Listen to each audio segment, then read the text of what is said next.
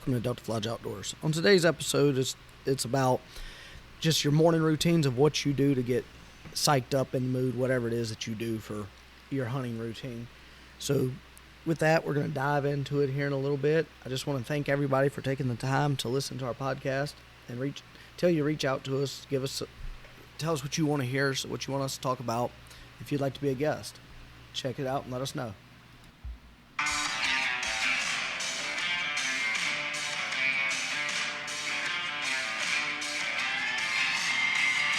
Hey everybody, welcome to episode 5 of season 2 of Delta Fledge Outdoors. Today we're just going to talk about what your routines are getting into everything, whether it's your morning routine, your afternoon routine. What is it that we do specifically to get ready for our hunts?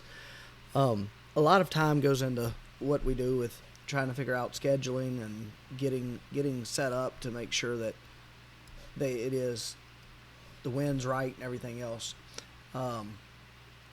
With that,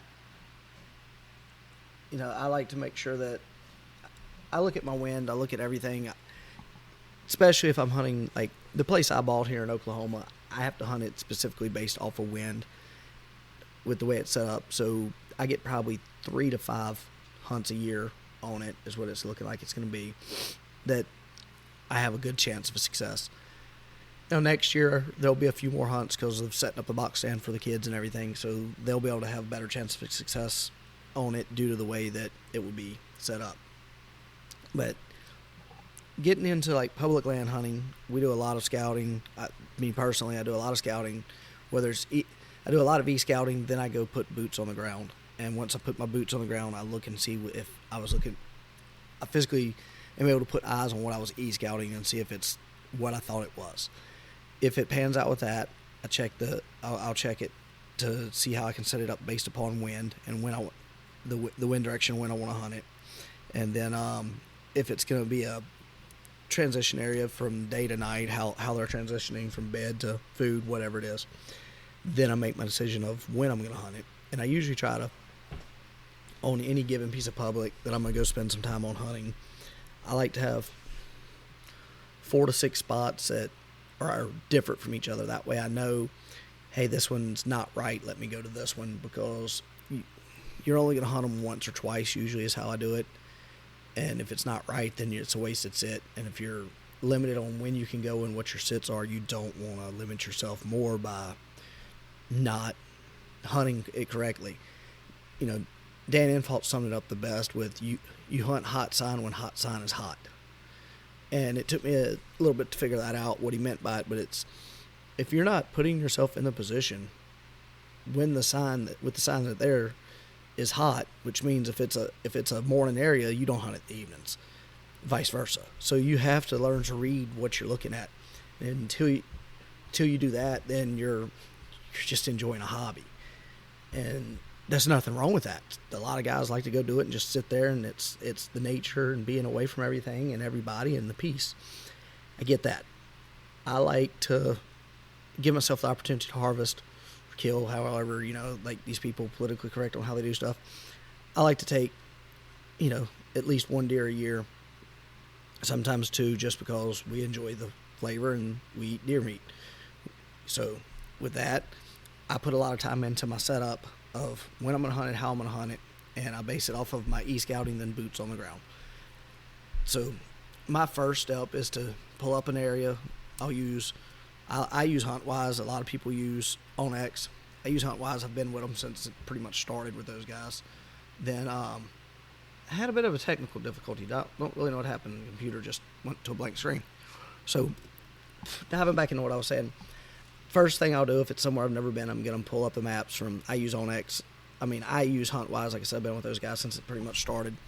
A lot of guys use OnX.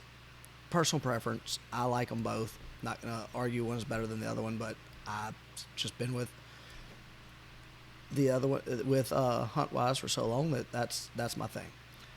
So with that, I'm going to, like I said, I use HuntWise. So first thing I'm going to do is e-scout it, see if I like what they got, and find some areas from e-scouting that I'm like, hey, these could be productive. Once I do that, I'm going to try to scout it. hopefully I'm able to scout it before I go hunt. But if not, once my time frame set up that I'm going to be up there, I'm going to go in.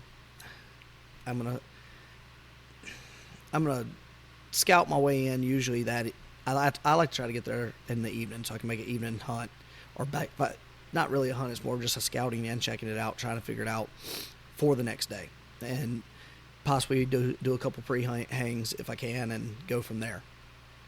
Once I get there and boots on the ground and I'm looking at it, I'm like, step 2 is, okay, I've got my maps that I've printed out and circled stuff on, or put pins in my phone. I'm going to go check those. If they're what I wanted them to be, then obviously that's my presets, and then you're going to make the adjustment on those to see if it's you make your setup of and your choice of if this is, I'm going to hunt this in the evening, midday, or morning, or if this is, hey, I'm going all in and sitting it all day. That's my step 1 and 2. My step 3, obviously, if once I've hung in there, got my pre-hungs in and I'm hunting it, is making the best decision of the wind and everything. I'm going to set it up to hunt it based off of what the wind's going to be. I'm going to look at my wind prediction for that area and check it, and then I'm also going to use stuff to see what the winds are swirling, to check your thermals and everything. If you want to be successful, there's many steps that go into it, and success is based off of the person, not what. It depends on location. I mean, you go to some places that are pressured, hunted, heavy, hard hunted public land. Getting the opportunity at a small buck or a good doe is considered a good successful hunt. You go to some places, a successful hunt's a Pope and Young buck every time, or a try to mind blank, but you know what I'm wanting to say there. But it's going to be something that's large, but that's all based on the situation and location where you're at. And with that said, I'm going to look at my areas. I'm going to see what it is. I'm going to go there and have a game plan. Usually I like to have a couple of my buddies with me so that we hunt. They've done their scouting, and what I'll do with that is, like, say there's 2 or 3 of us, we'll all e-scout on our own. Then when we get there together, we put our stuff together and see if we've got any overlapping areas or not. Then we break up, and if it is, then we look at those to get, one of us checks those out, or vice versa, all of us. And the ones that aren't overlapping, we look at it and we scout them and see what they are. That way we have several spots to hunt. You're going to give yourself a better opportunity if you put the ground, not just the groundwork. You got to have the pre-work. And once you do your pre-work and you hit the groundwork, you're going to give yourself a better opportunity to have a successful hunt. Like I said, once we get to the woods, we're going to base our sets off of wind and entrance points. Food depends on the time of the year, whether we're hunting a food source or what we're hunting.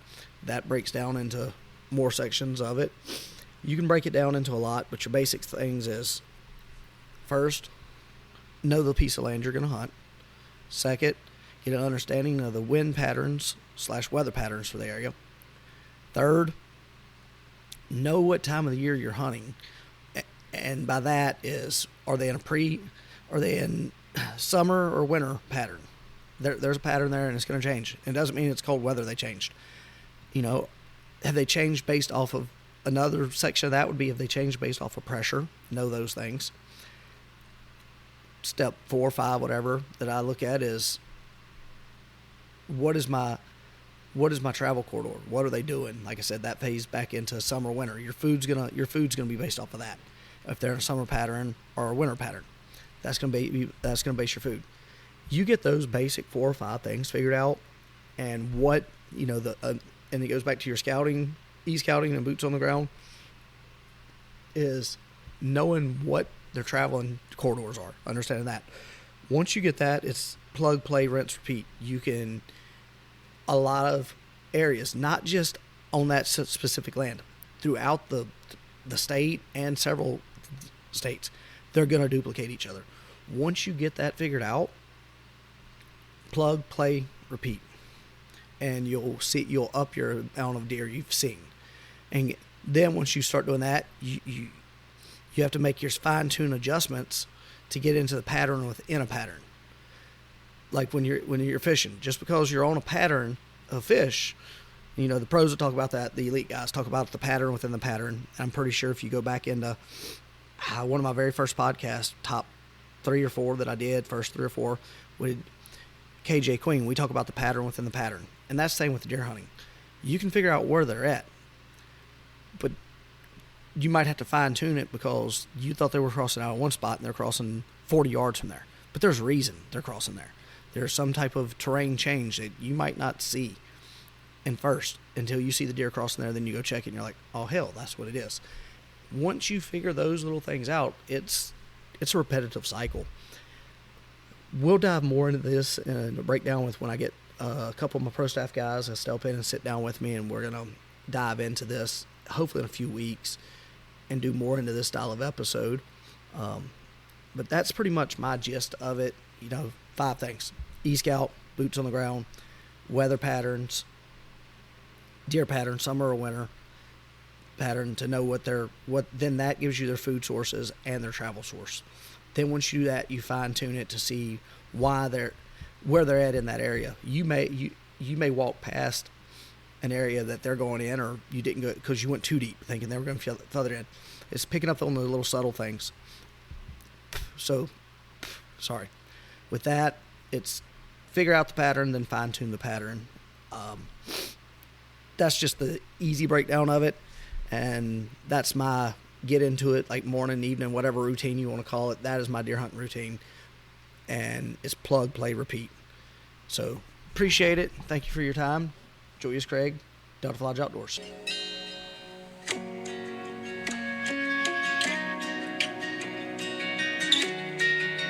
Thank you everyone for tuning in to Delta Lodge Outdoors. This is Julius Craig. We appreciate you listening to us today.